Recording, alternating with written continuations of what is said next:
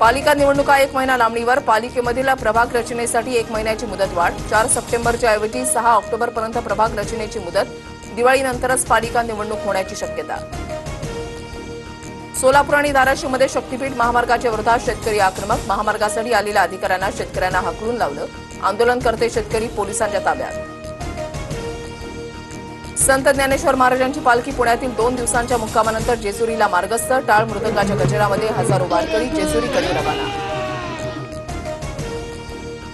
नाशिकमध्ये सलग 6व्या दिवशी गोदावरीची पूर परिस्थिती कायम. दुतोंड्या मारुतीच्या कमरेपर्यंत गोदावरीच्या पुराचं पाणी.